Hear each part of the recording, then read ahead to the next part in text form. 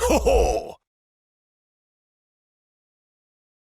I'd like you to assess the tremendous whistling and boos the team received, even stronger than what visiting teams and players usually get in this stadium, and the targeting of Vinicius. Well, I've always been, I was going to say a player, but really a person who has always had great respect for the Bernabeu, and I always will. I've been whistled many times myself, and I think that's actually one of the aspects that makes this club great, the level of demand from our fans. We know where we're coming from this week. We know this is the biggest club in the world, a club that demands the maximum from you. And what the Bernabeu asks of us, we have to take it in a positive way, because they know we can give much more, that we must give much more, and that we have to live up to what Real Madrid represents. So there's nothing to reproach our fans for, quite the opposite. We're the ones who need to look at ourselves and give them much more than we've given so far, especially this week.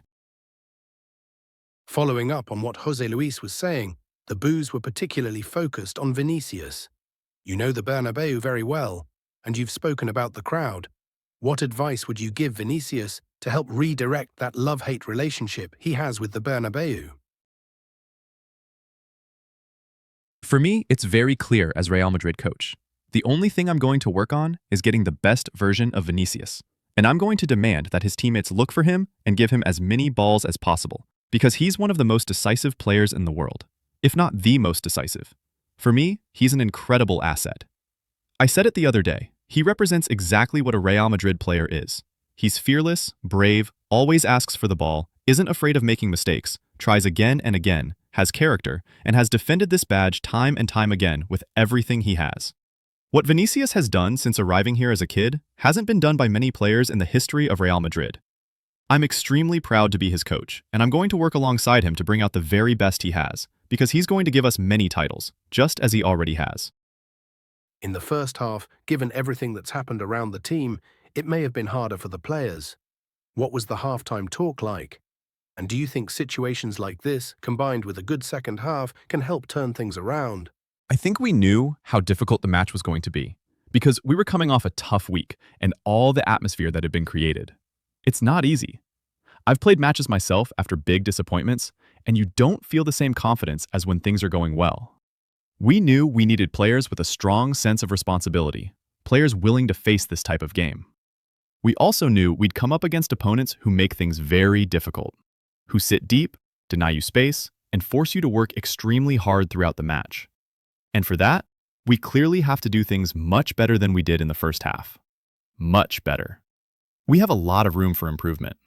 Some things did change in the second half, but we're still going to have to work on making opponents run, wear them down, and create more spaces as fatigue sets in.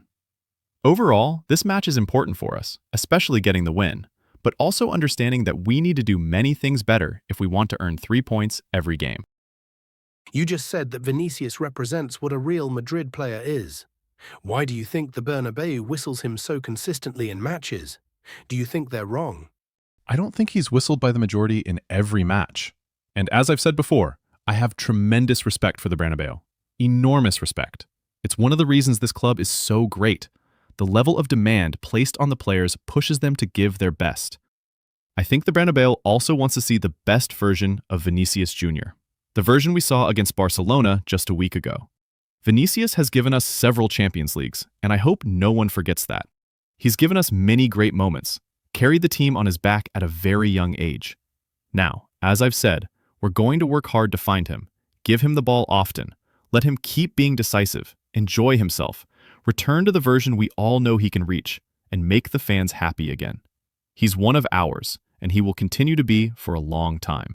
The team improved in the second half, which coincided with Güler coming on.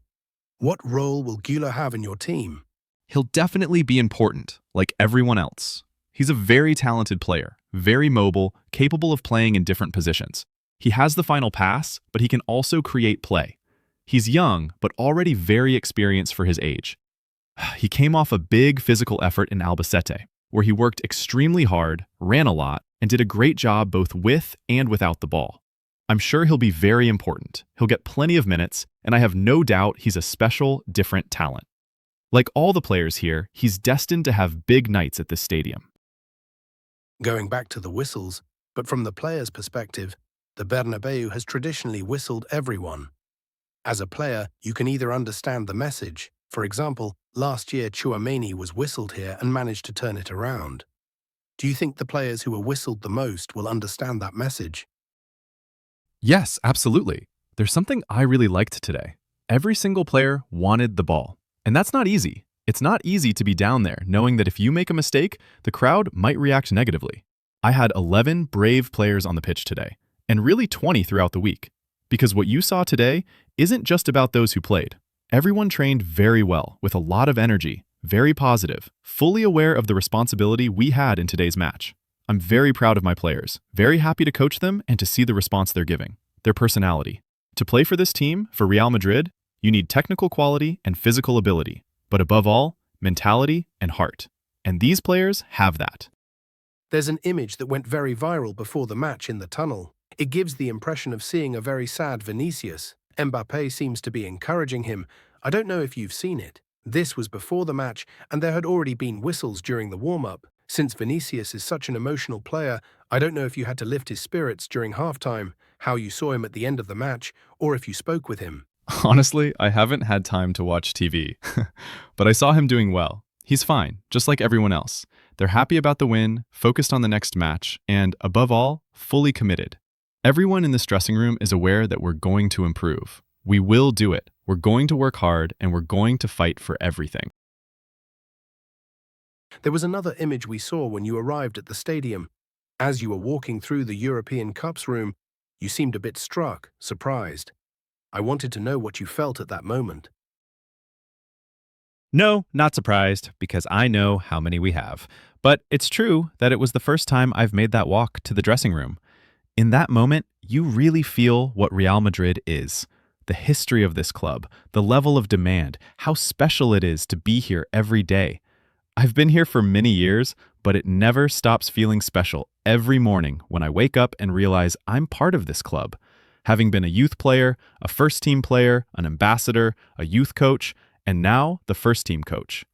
Seeing those 15 European Cups all together welcoming you to the stadium makes you understand the magnitude of the greatest club in the world and in history. The whistles were loud, widespread, and sustained. Why do you think the crowd whistled Vinicius in that way? I think it's because we didn't come from a good week, and the fans have every right to show their dissatisfaction, with all the players, with the team, and with me first and foremost. This was my first match as Real Madrid coach here at the Bernabeu. What I did as a player belongs to the past. They showed me their affection back then. Now I have to earn it as a coach. Those whistles were for everyone, starting with me, because I'm the one responsible, the leader of this team, and when things go wrong, I'm the one who should be pointed at. Bellingham was also whistled, and you hugged him after the 1-0. He's an important player in the project. We talk a lot about Vinicius, but today he was also singled out a bit.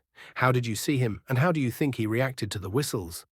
We've talked about Tchouaméni before, who reacted very well. How do you think Bellingham will respond? Very well, very well. I've seen Bellingham doing very well all week. Up close, he's even better than what you see on TV. He's still a kid. We often forget how young he is. But the experience, maturity, and leadership he shows are outstanding. He has everything required to play for this club. He takes responsibility. He doesn't hide. What he ran today was absolutely incredible. I want to reward that effort, from him and from all the players. It's a shame he couldn't score, because it would have been a nice reward for all that work. He's one of the leaders, just like Kylian, Vinny, and Fede. These are players destined to do great things at Real Madrid. 4 of the best players in the world, the leaders of this team. When things go badly, they're the ones everyone looks at. I'll work with them to bring out their best version, to make them happy, to help them enjoy playing for Real Madrid and to win many titles. Because they deserve it and they have the quality to do so. I wanted to ask about a player who seems to be lacking some confidence and was substituted today, Dean Huijsen, who doesn't seem to have recovered the level he had when he arrived at Real Madrid. How do you see him day to day? I always used to tell the academy players that, for me, the most demanding position at Real Madrid is center back. You have to defend huge spaces, play out from the back under pressure, be strong in the air, be fast. You have to do so many things well that it's not easy at all. Dean is coming from a long period without playing. We need to give him minutes and confidence. It's impossible to perform well at Real Madrid without match rhythm or good physical condition. He played 60 minutes in the Copa the other day, as planned, and today he played a bit more. We'll keep working. We often forget where these players come from, how young they are, and the level of demand at this club. When you wear this shirt, you have to be ready. Madrid doesn't wait for anyone. It's a train that doesn't stop. But I will wait for him, because I know he'll give us a lot. He has plenty of room to improve, and he's going to do very well. I wanted to ask about Mbappe's match. He started today. You thanked Vinicius in Albacete for his effort. Do we also need to thank Mbappé today? And how is his knee? Yes, of course, we have to thank him for the effort. We know he's been dealing with a knee issue, and many players in that situation might have stepped back. Kylian has shown me in just 2 days that he's a true leader. The first thing he did was nutmeg me in a rondo, a nice way to welcome me. I'm incredibly happy to be able to coach a player like him, someone capable of scoring 60 goals in a season. Watching him train, watching him play, what he does with the ball, it's something I'll carry with me forever. And above all, who he is as a person, a fantastic guy, a natural leader. Hopefully his knee holds up, because we're going to need him. He makes the difference in every match, and when he's on the pitch, you're happy. You've said several times that you understand the whistles. They're part of the club's demands and the Bernabeu. In the first half, there were also chants calling for Florentino Perez to resign. Do you think those chants are also respectable, or do you think they're unfair to the president? I know where the whistles come from, and I know very well where these campaigns come from. I don't think the whistles are from people who don't love Florentino. They're from people who don't love Real Madrid. They're not going to fool me. I know exactly where this comes from. For me, it's a privilege to have a president who, along with Santiago Bernabéu, is the most important figure in the history of this club. 7 European Cups, more than 60 titles between football and basketball.